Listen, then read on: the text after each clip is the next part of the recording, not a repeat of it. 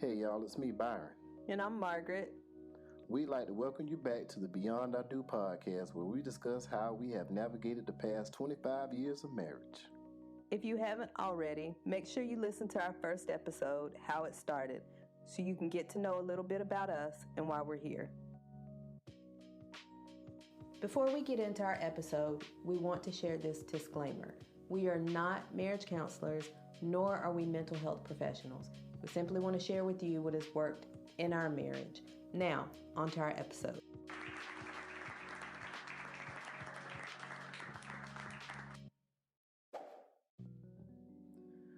Alright, now y'all, in this episode, How It's Going, we will be giving you an overview of our years together and an update on our life now. So here we go. Alright, so we decided we'd start with the kid situation. Like we said in the first episode, we ended up getting married exactly 1 week before we had our son. Our son is now 25. Yep. A few years after our son, we had our daughter. She is now 21. Yep. She was planned, unlike our son. Yep. And after having our two birth children, we recalled the conversation that we had when we were dating, and we thought after having two birth children, we would adopt. Oh, you gonna say the A word. We've had healing though, so we're better. Okay, yeah, you're right. So fast forward, we have our daughter. After a couple of years, we started the process to adopt, and we adopted a 14-year-old. This was in 2004. Yeah, 2004. And she was a foster child. Yes. At the time, I had worked with foster children in 3 different settings, two or three different settings. About two at the time. Two or three, yeah. We ended up adopting from the foster system, and eventually, years later in 2013, we ended up adopting her child. Yep. And raising her until she was around, raising her full time until she was around 8. And now she is with her birth mom, and we support the two of them as grandparents. In addition to our 2 birth children, our 2 adopted children, because of my career in education, we have had other children that we have been blessed enough to welcome into our lives throughout the years. Yep. And some of my students have become our children. So we've also had family friends and things of that nature throughout the years when they were in need, that we stepped in and provided a level of support and parental guidance. So we have 2 birth children, 2 adopted children, and we have a bunch of, well, they all grown now, but they're adults now, but adults we helped in aiding when they were, in their teenage years. Usually referenced as our godchildren. Yeah, godchildren or what have you. All right. So that's our kids. Next up, jobs. had a lot of those too. Ooh, yeah, we had a lot of those coming through the years. Oh man, I remember starting out. Oh God, $6.25 an hour at a temp agency. Yes, that was me. That's how I came into the relationship, y'all. I didn't have all this money. I was struggling. But me and my wife, we got together. She had a little paper she was making too, and we came together and we made some throughout the years. So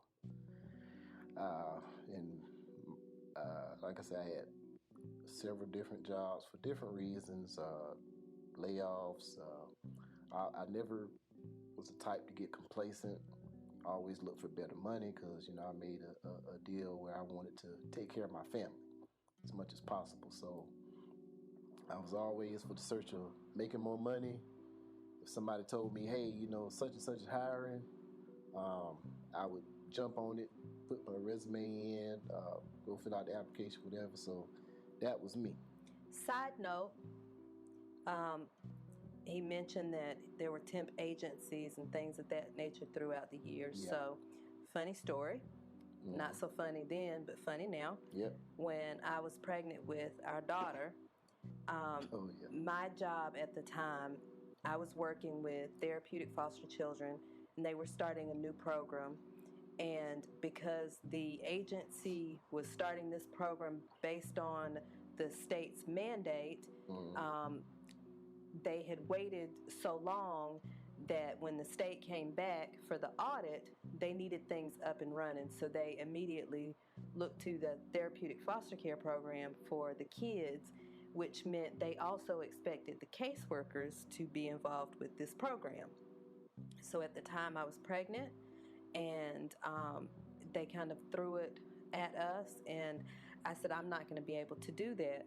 So long story short, came home, we talked about it, and I was home with my son for several years. So we talked about it and said, you know what, I was going to leave and stay home until I had the baby, and we'd go from there. So I turned in my resignation. At the time, he was working through a temp agency with a chemical plant. Yeah, I was working at a chemical plant, and they were supposed to hire him through the plant. So he started with the temp agency. They were going to hire him with the plant, and so we were expecting for that news any day. Yep. So my first official day staying home, I was pregnant. I was in bed. I was sleeping good because I knew I didn't have to get up. You ain't get 24 hours here. And y'all, I wake up bright and early that morning to him bending down so that we're eye to eye as I'm laying in bed. And he says, baby, I just got laid off. Y'all, let me put this into perspective now. I went to work that night and worked all night. We worked 7 to 7, right? So 5 o'clock that morning, the supervisor called, which was, kind of unusual, So, he said he wanted me and another fellow that worked on the crew to, go ahead and got shift change, do what we need to do, and meet him in his office. So, we kind of joked around like, dang, well, what if they finna lay us off or something? Because by that time, I was used to that. So, I did what I did, got dressed, changed clothes. I went to the office, and I see the lady from the staffing agency come down, and this is exactly a year to the date that I started. A year to the date. And she was coming down the hallway, and she said, they took me in one office and took the other guy in another office, and she proceeded to tell me that, hey, some contracts didn't come through, so they're going to lay you off. And I was like, man. So, she had the application for the place that I work at now, so she was like, do you want to fill it out now? I was like, yeah, I might as well. I ain't got nothing else to do. Is that I didn't have a job to go to the next day, so man, that was the longest drive home. It was normally like a 25-minute drive. Man, that was a long way, because I'm like, how am I going to tell this woman who just left her job yesterday that I ain't got no job?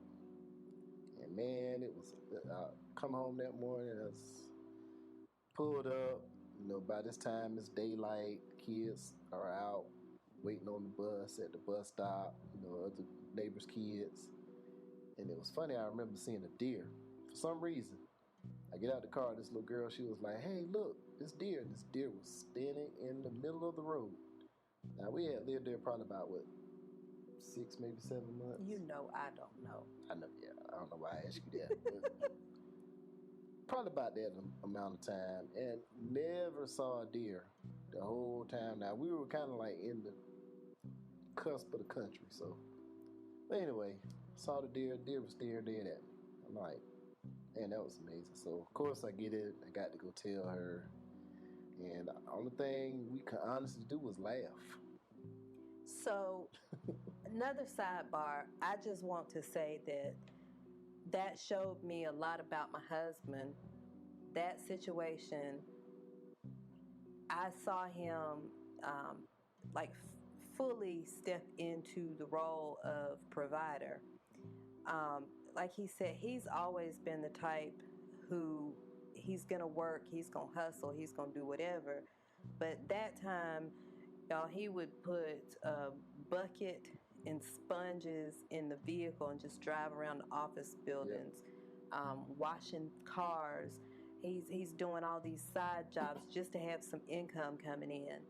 He did get hired, like he said, at that where he is now. Yep. But of course, that took time. That took about a month. Yep. It was a month before you started. Yeah, because it was. I remember my last day was the beginning of May. Yes, it was May the 1st, and I started June 11th.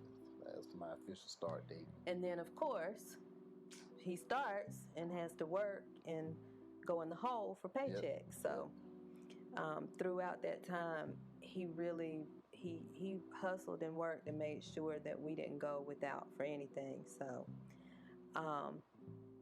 that was eye-opening for us. It was a hard situation. We did laugh. We have a tendency to laugh through a lot of stuff. But I got to see the provider that he was and still is.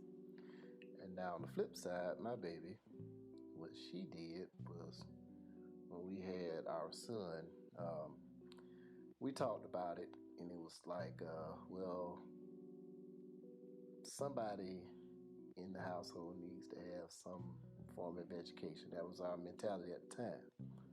So she only had I think he had another year, a couple of courses that she had to take. About a year. And so we decided to let her go back to school, and I just continued to work. And that was one of the decisions that we made. And, trust me, we had friends and family that, are y'all crazy? What is wrong with y'all? Both of y'all need to be working. But we made that decision because I felt like, like I said, somebody need to have a degree in the household, and she was so close. I went to school 1 year and I dropped out. So that wasn't enough for me.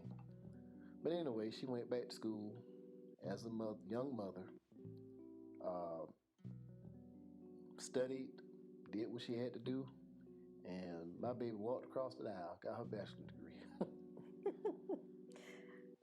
That was before her, so it was. Yep. And then of course we caught flack from family because after I graduated, I worked for a year. Yep. I got a job.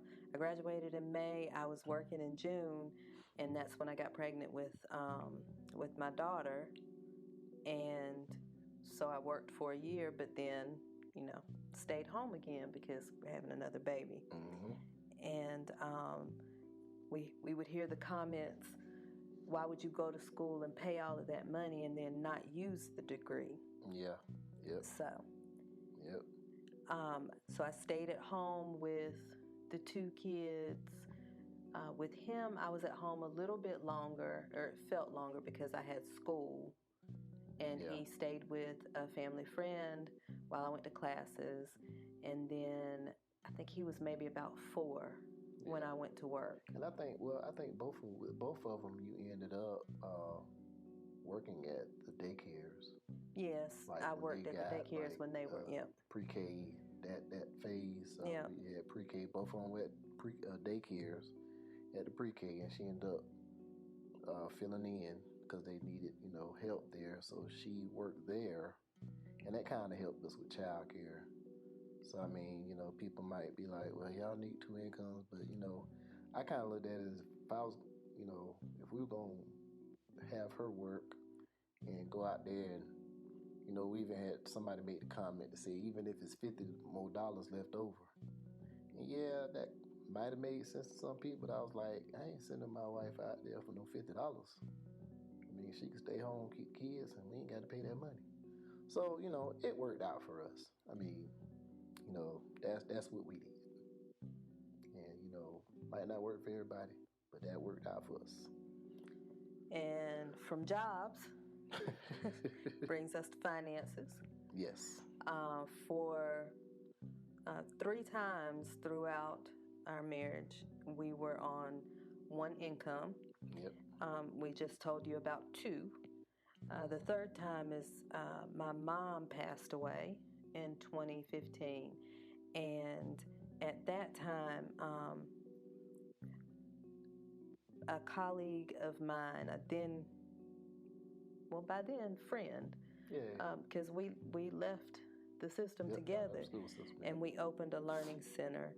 And when we opened that learning center, it was a non-traditional learning center, and my mom was very involved. She was teaching one of the students to sew, and so she was there. She was, buying us decor and things like that. So she was very involved. And in 2015, she passed away, and I ended up.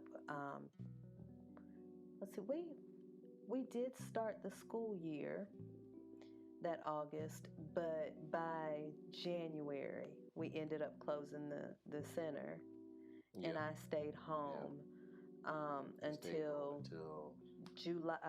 January 2017. Yep.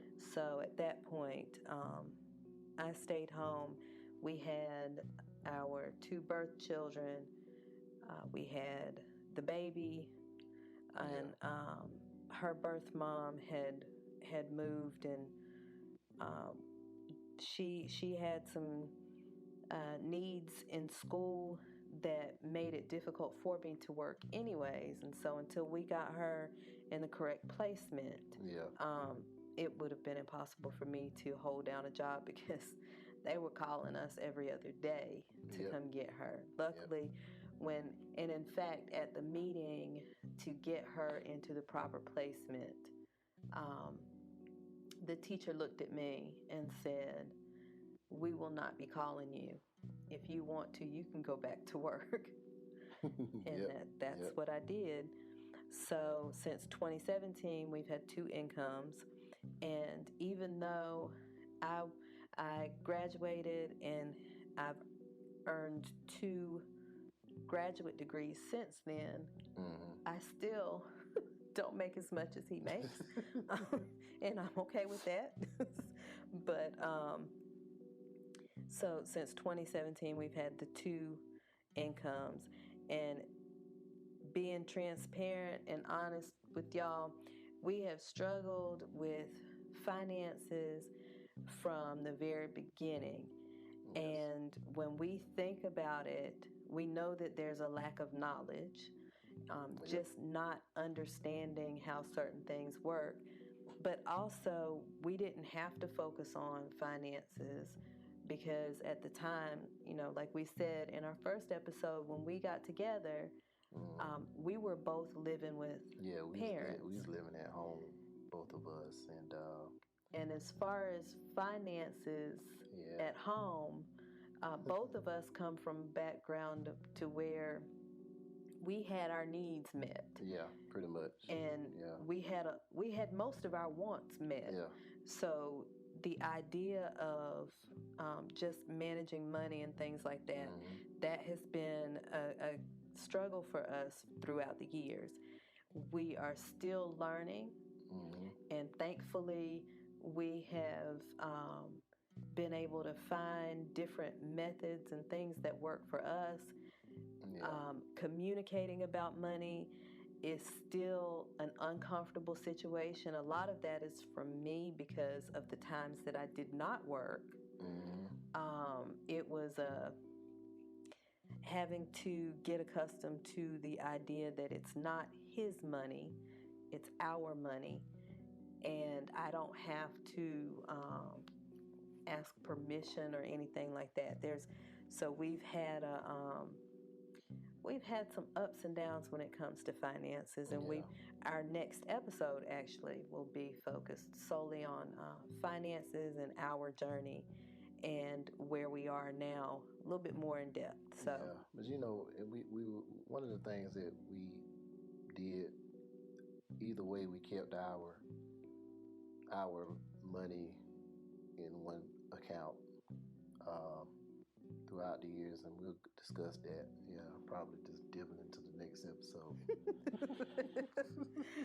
so that's finances. So now, our housing. Ah, yes, the fun part. All right, housing.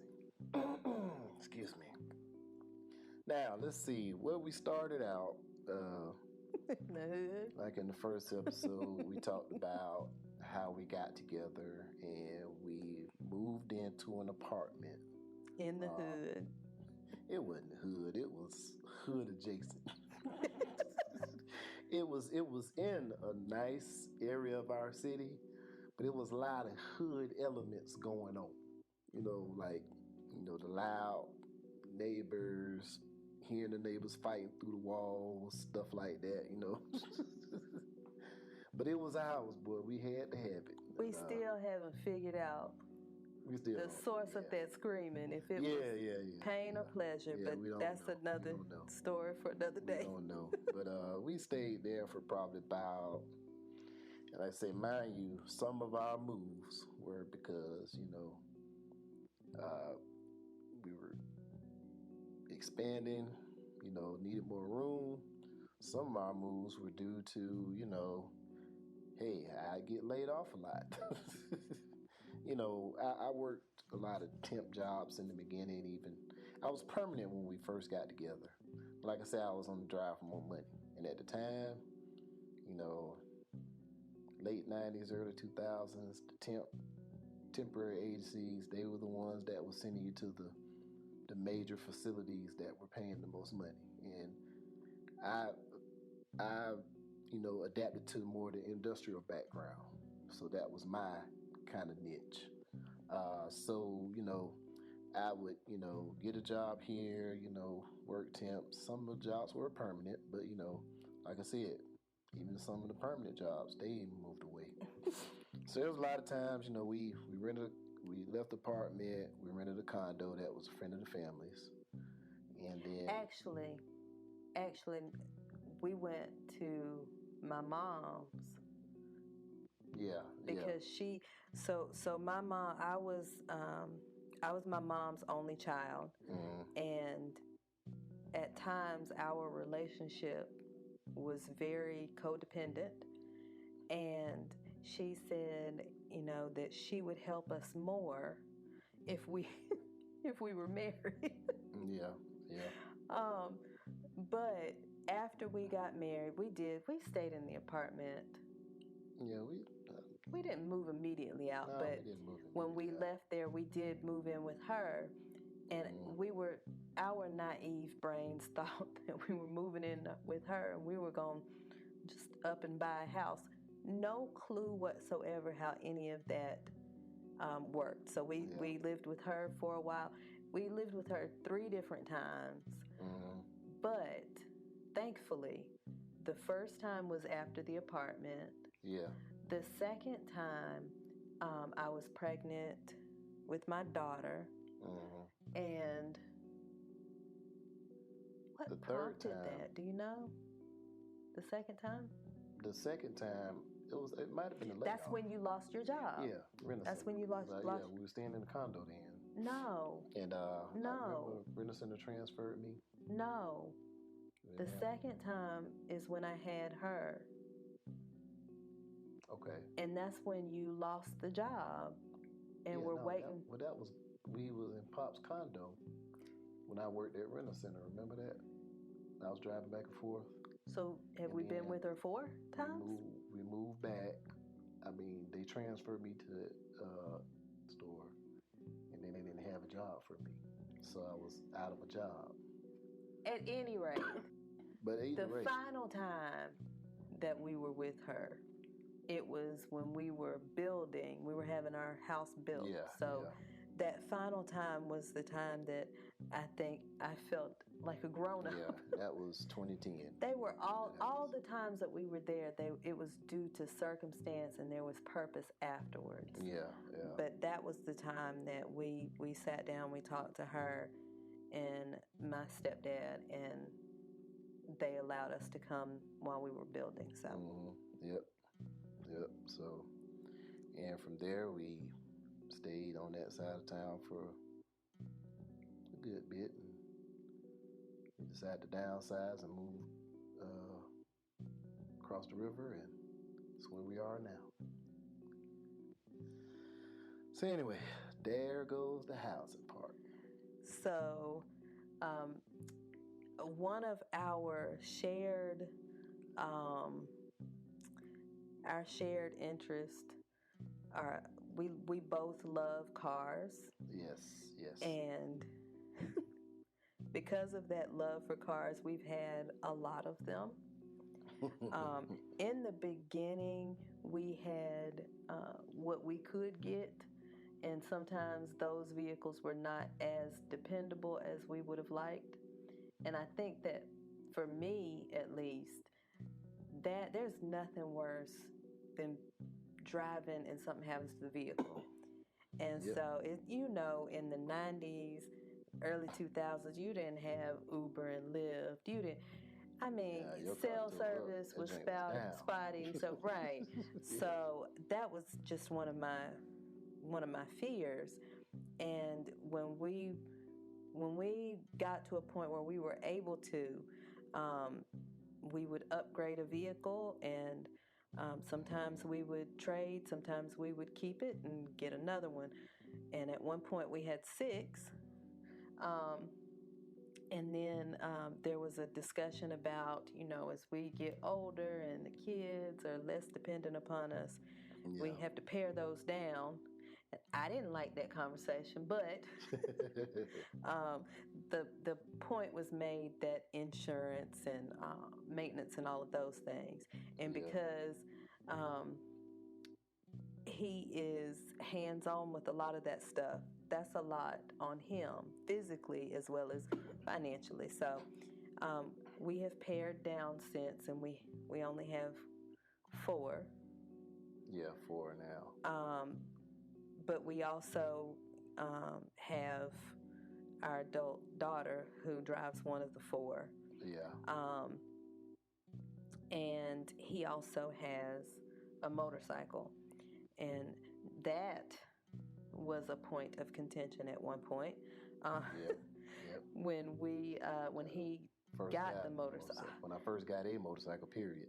So he told me, and he said he had been saying, at some point when I'm able to, I want a motorcycle. Rode dirt bikes when he was young, and he said, so when we're talking about it, I'm like, oh, okay, that's cute, but not thinking that he would really do it. And so when he started talking about it seriously, I told him no. And let me tell you what I did. This is my crazy behind.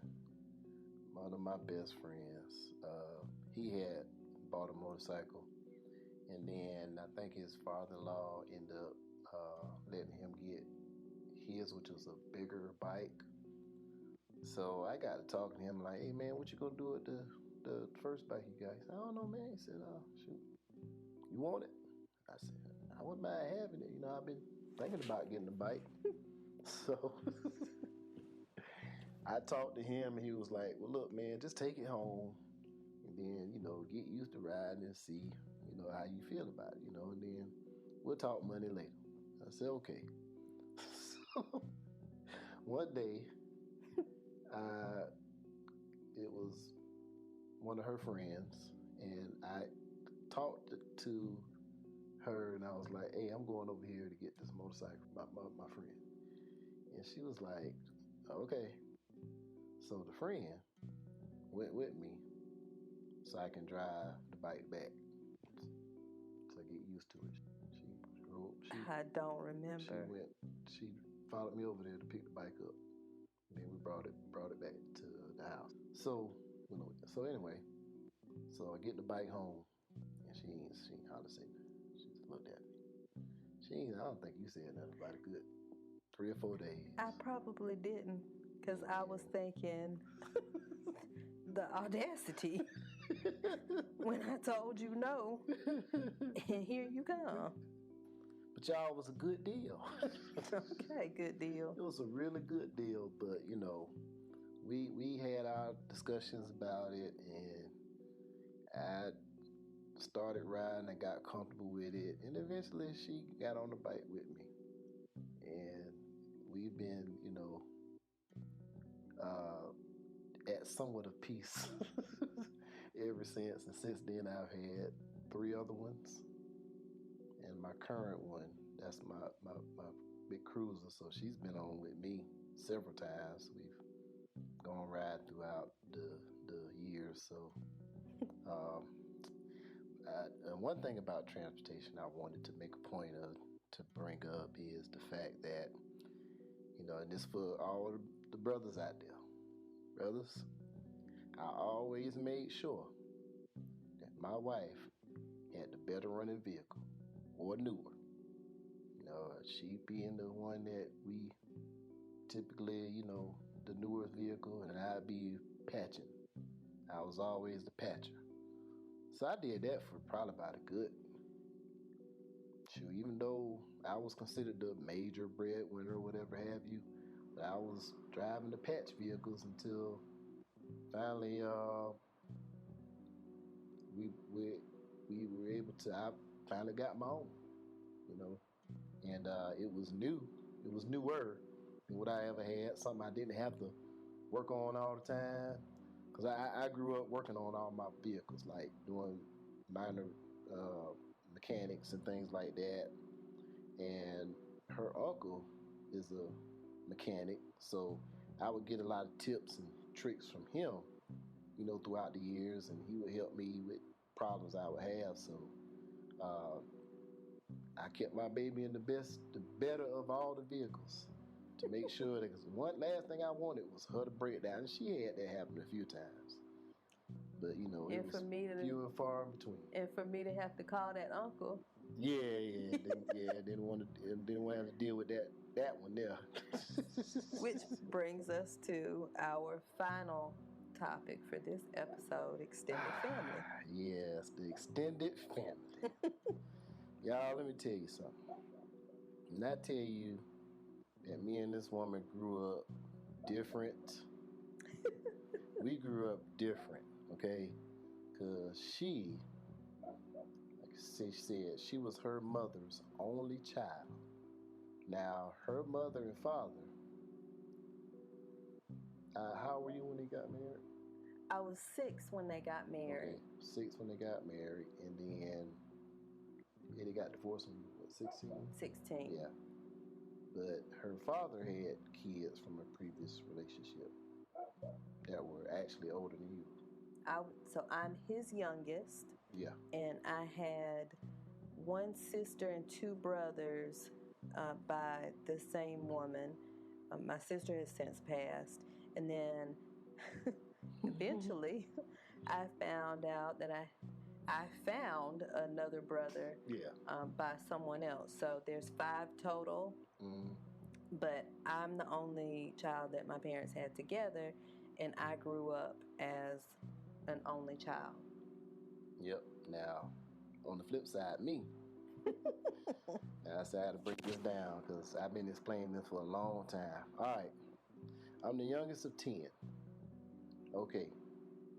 So I was the only child that my mother and father had together. They were married for 20 years. Okay. My mother had 6 children. Well, she had 7 altogether. But we lost a sister before I was born to a drowning. And my father had 2 boys from a previous marriage. So I'm the baby. I'm the youngest. That's right, 7, right? So it's I think 6. You didn't count you. Yeah, I wouldn't count. Okay. Yeah, I wouldn't count me. That's still. I wouldn't count me. So 6. And the 2. That's 7. I want to say 8. Well, okay. One passed away. Yeah, one passed away. So there was 8. One passed away. Right. So. And then. So I was born, and I was the last child produced through that. The 2 of them, right? Through the 2 of them, and so I grew up with a blended family. Now, we were brother and sister as far as we've ever been concerned, and I ended up losing my father, which is I mean, he was an amazing man. He was an amazing man. Beyond amazing, because he took care of my siblings as they were his own. If you really listen to what he said, the amount of children that his mom had when they met. Yeah. And he married her, and all those children were treated as if they all had this, and they still have a very close bond, and you will never hear them refer to anybody as a step or half. We've never used the term step. I've never referred to them as step. My brothers or and my sisters, I don't even use that terminology. In fact, when we were friends, and one of my friends and I, we were riding around, and I pointed out your house, and she said, "Oh, that's where your brother lives." His brother was very popular. He was the teen crush, and so she said, "That's where he lives." And I said, "Well, that's not his last name," and couldn't understand the different last names. So I asked him about it. I don't want to talk about that right now. So we had to procreate and get married before he explained to me the dynamics. Yep. So, and my dad passed away in 97, and 96. I'm sorry. He passed away in 96. 97 was the year we got together. And so that was a big part of my life, but I had to learn, because that was the greatest example of a man I ever seen in my life. Yep. But losing him at that time, that was a critical time for me, because I was getting into adulthood. So how do I learn this man thing? So I did a lot of learning. I had other males that I could reach out to, some of my brothers, different things, but I had to kind of figure that manhood thing out, because I just knew it was on me. I saw my daddy take care of my mama, the household. We never went without. We never wanted for anything. And that's the kind of life I wanted to provide for my family. And you have. Thank you. I tried. So for me, I was the only child between my parents. I was my dad's youngest. So I was his mother's youngest grandchild. On my mom's side, I was her oldest grandchild. My grandmother has a ton of siblings, and so for a lot of them, their kids and grandchildren may not have been in the area, so I was doted upon with them and with my mom's siblings, so I was used to receiving attention and whatnot. Yeah. I was a typical only child. Yeah, I told y'all in the first episode, she had a car and a cell phone in 92. Anyway. Only drug dealers had cell phones in them days. Anyway, so when the two of us got together, the differences in our families, which, side note, so one day, when the day that we were riding having the discussion about adopting after we had birth children. And I said, I want to have a whole bunch of kids. I just want to have all these kids. A big family. And he said, you see how all them kids treat you, right? You see the big family, what happens with the big family? So whenever something would happen within his family, that was his warning for me. But the differences in those family structures, like I said, my mom, I was her only child, and she was very involved. And with him, his mom, not so much. And we would always say if we could just have a happy medium. One and a little bit of the other. Right, because when I tell you that my mom was involved, like I said, it wasn't always a healthy, a lot of times it wasn't a healthy involvement, because she was just used to, she was the person that was there with me and for me, and she was still, but boundaries. And we just factored in that my mama, by the time I became an adult, she was tired. Yeah. So my mama was in her 70s, and she was just trying to finish out life. Now, I didn't understand that then, but as I'm headed towards my 50s, I understand a little bit more, so. But we had to learn, we through our family dynamics coming together, we were able to take the things that we learned, combine them, compare them, and say, okay, we don't like this part, we don't like that part, we like this part, we like that part, and just create our own family dynamic. And that was one of the things that we were able to do. So, and we'll discuss that in later episodes, kind of get into more details. As for now, it's on to our discussion.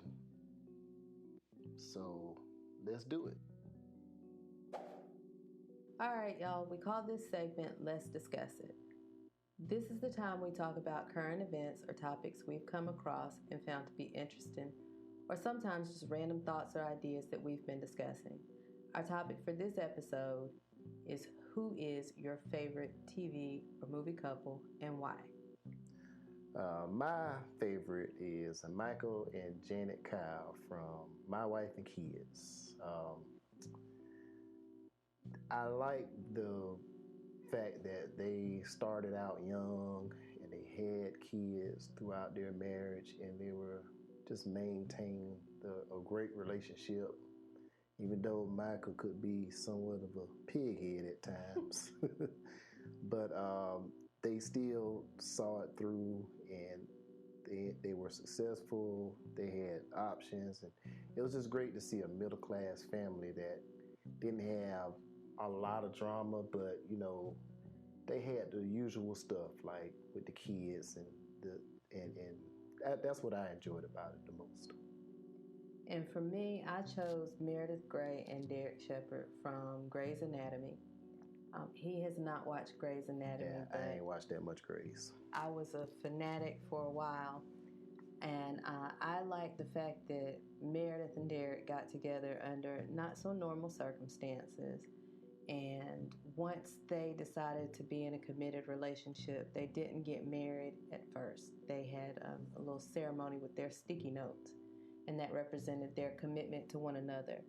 Eventually, they did get married, but I really appreciated the fact that they were committed to one another, and it had nothing to do with the legalities of marriage or whatnot. And that's my favorite.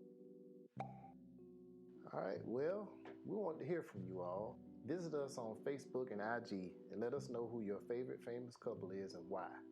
Also, check us out on our YouTube channel to continue this discussion and hear about our top 10 favorite famous couples. Thank you so much for joining us for episode 2 of Beyond I Do podcast. We hope that you'll join us next time for episode 3, #relationship goals, where we'll discuss relationship role models and how they can affect a marriage.